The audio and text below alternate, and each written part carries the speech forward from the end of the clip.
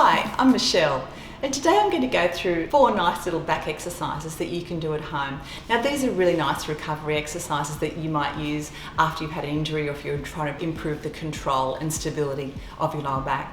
We're going to start lying on our backs. These are going to be really gentle and progressive, and then we're going to move through onto our sides and hands and knees. Now if you're looking for intense back exercises, these aren't the exercises for you. These are really gentle, controlled exercises. So first of all, we're going to start lying down. So you'll need a firm surface. So if you can just find a firm surface to lie down on, and we'll get started from there. Okay, so coming onto your back, the first exercise we're going to do is called a pelvic tilt. So you'll need to slide or bend both knees. Feet are about hip width apart, arms down by your sides, and head down comfortably. Now, with this exercise, we're going to very gently flatten out the curve in your lower back. So flatten down, press down gently, and then roll the pelvis back through so you're increasing the arch in the lower back. And just repeat that. Keep it smooth and gentle. Shouldn't feel any pain with any of these exercises. So if you feel any discomfort, stop, modify the exercise, and maybe you can start it again another day. Let's go again, rolling through and back. And one more time. This is a really nice exercise for the lower back and for the pelvis. And roll back through. Now in that position with your feet slightly apart, arms down by your sides, keep that slight inward curve in the lower back, push down through your heels, and just lift your bottom off the ground. And take it back down. Now when you do that, you should feel your bottom muscles become active. Let's go again. Push down. This strengthens the bottom and the lower back, so both important if you've had lower back pain.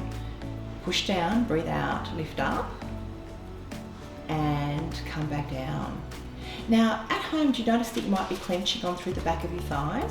If you are, try not to. And the way not to do that is try to stay relaxed through the back of the thighs, push down through the heels.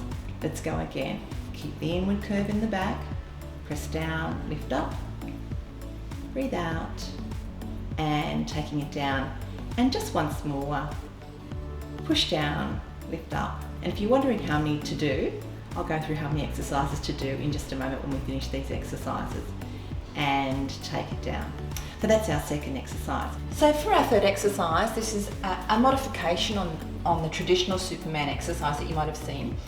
Hands are underneath your shoulders, your elbows are bent, and your knees are slightly apart. Really important that you start with that neutral inward curve in your back. If your back is rounded like this, or hyperextended like that, your tummy muscles won't work as well. Keep the back in that neutral position that we were aiming for. Remember when we were tilting our pelvis just previously, that mid-tilt position. So what we're going to do here in this position is engage the lower tummy muscles by drawing in gently in and around the navel and below the briefs. See if you can hold that contraction on. Now keeping the tummy muscles on, let's slide one leg back and bring it back through. Go again, slide that leg back, but keep the tummy muscles engaged. And bring it back through. Once more on this side, keep the tummy engaged, slide back through. And come back and have a rest. How did you go with that at home? Were you able to keep your tummy muscles engaged? That's a vital part of this exercise. So we're really strengthening the core muscles that wrap around the trunk here. Other side, tummy muscles engaged, inward curve in the back, let's slide out and bring it back. And again, slide out and bring it back. Keep the tummy muscles on, and once more, sliding out and coming back. And if you're not sure if you're doing that correctly at home, you can use a ruler. I've got a ruler here, a ruler or a short piece of doweling. Try and keep that across your lower back while you're sliding out. That should stay still and stable while you're exercising, so it'll give you a bit of feedback. If that tilts off, then you're not holding your pelvis stable the way we want you to. To progress that exercise, tummy muscles on, and you can extend the arm out and back, or you could actually then start to lift the leg off the ground. And the key points for that is to keep the hand lower than the shoulder and the heel lower than the bottom, so you're not hyperextending the back. You just want to keep those in a really comfortable position, again, while you keep your tummy muscles on. All right, our final exercise, and this is a little bit more challenging once again, is on our side. So coming down into side lying, position your elbow directly below your shoulder. Now, if you're overweight or if you've got a really sore shoulder, then you'll just want to start with this modified version, and that is lifting your waist away from the ground and lowering it back down. Now, this exercise is for the trunk muscles that wrap around the sides of the trunk, so they're very important, stabilising the spine. If we lift up again, and you can feel your underside getting firm. Just lifting up towards the ceiling and relaxing down, but don't slump the back. You don't want to twist the spine.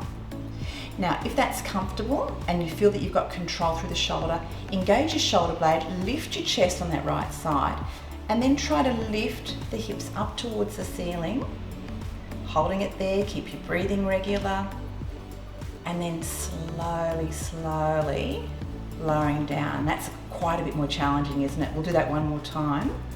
Again, activate through the shoulder, thumb towards the ceiling, lift the hip directly up towards the ceiling, and then slowly come back down and relax, and then you can repeat that on the other side. So how many of these exercises do you need to do? Well, ideally you do what you can. So when you're first starting out, even if it means you can do a couple of the exercises with good form, that's what you do, even if you start with the first two that I went through.